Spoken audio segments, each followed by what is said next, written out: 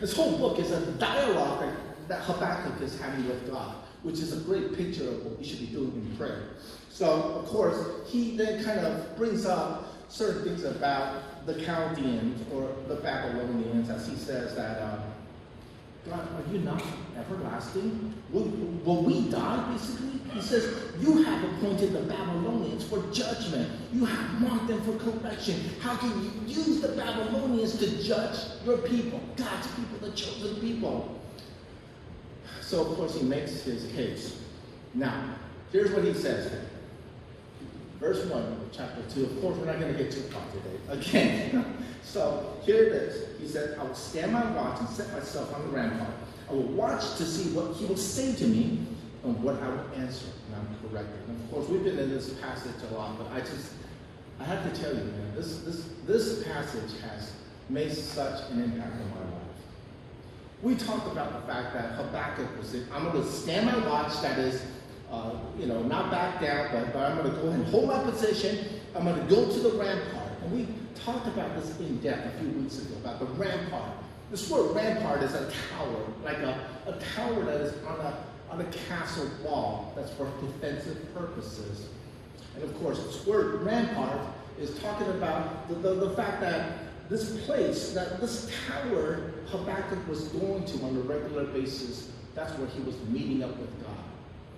And we talked about the implications of this, because quite frankly, in those days, it's not as if like Habakkuk had like a two-story house with a basement and he goes to the basement to seek the Lord. This was a place that he went to meet with the Lord. This was a place that he was familiar with to go meet with the Lord. This was a place that he said, I got to go hear from God.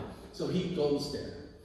We talked about the implications of how this could apply to our lives, as most of us should identify a place in our house where we could call our rampart, where we meet up with God. It could be your basement, it could be your front porch with a coffee.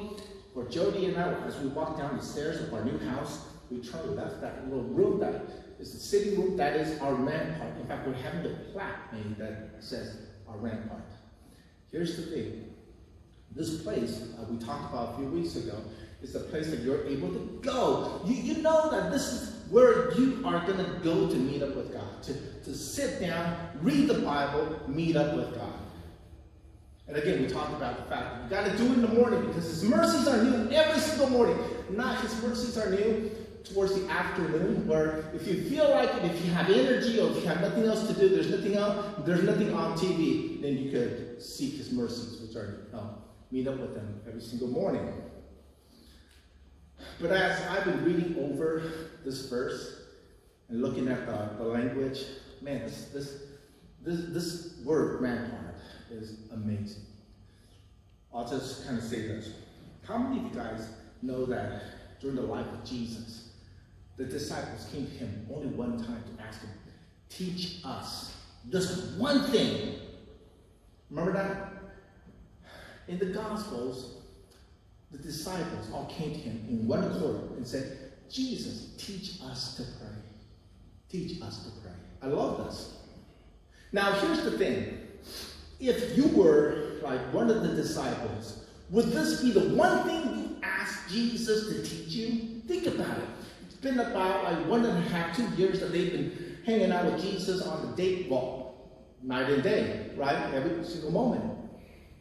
You've seen Him walk on water, right? You've seen Him feed 5,000 men with 5 loaves and 2 fish. You've seen Him calm the storm. You've seen Him resurrect. You've seen Him preach powerful sermons.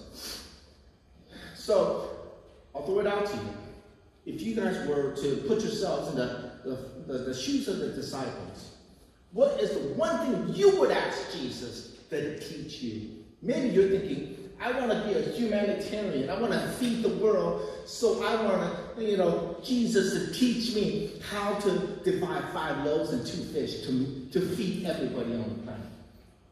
Maybe you're like, I want to have that power of like Thor and control the weather and calm the storm and, just the lightning and the thundering and the wind in my hand. And so I want to, Jesus, teach me how to calm the storm. Maybe you want to preach powerfully. I don't know. Jesus, teach Teach me how you preach, how you put your notes together, how you do this, how you look into the original Greek, right? Of course, that's what he spoke, so whatever. How many of you guys, if you could impress a girl right now by walking on water, would you do it? Like, seriously, like, hey, you want to come to a pool party? Yeah, sure, okay. You go there and start walking on water. Think about how great that would be to impress that girl if you like, right? What is it that you would actually ask God to teach you? See, the disciples, we're all impressed with everything else. There's only one time in the Gospels in which they came to Jesus and said, teach us this. And that was the one thing that impressed them the most, and that is prayer. They said, teach us how to pray. In which we get the Lord's Prayer, right? Our Father in heaven, hallowed be your name, thy kingdom, you guys know it. So, but here's the thing. Prayer is so important. Prayer is so important in the life of the Christian. That this is the one thing that is recorded for us that they said, teach us. And I suggest you throughout the Bible, Old and New Testament, there's illustrations and examples and teachings of what we're supposed to do in prayer. So today, as we get into this whole, I will stand my watch and set myself on the rampart. Again, we talked about the rampart being a place, a tower that the prophet would go to specifically meet the Lord. He knows that is a place where he wants to meet the Lord. Just like we all have to have that place in our house that we identify. This is where I'm going to sit for 20 minutes in the morning or something. But guess what? This word, rampart, it's not just a tower. It's not just defensive. The word rampart could also mean a siege engine. You guys know what a siege is, right? Because we don't see like sieges in our society or modern warfare.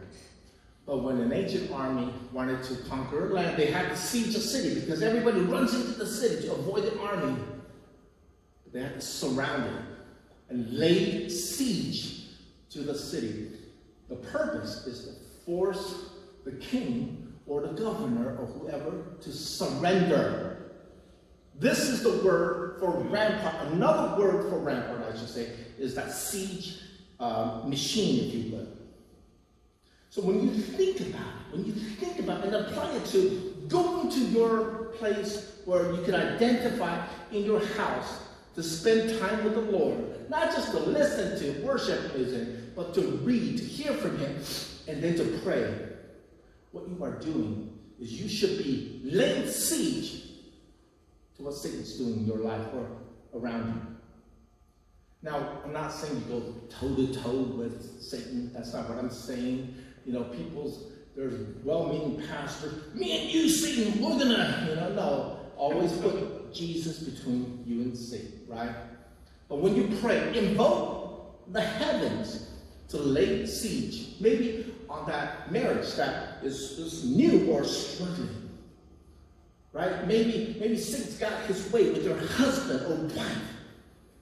You gotta pray. You gotta pray with an express purpose of thinking, look, heaven, lay siege upon. So why? So you can force Satan to surrender your husband back to yourself.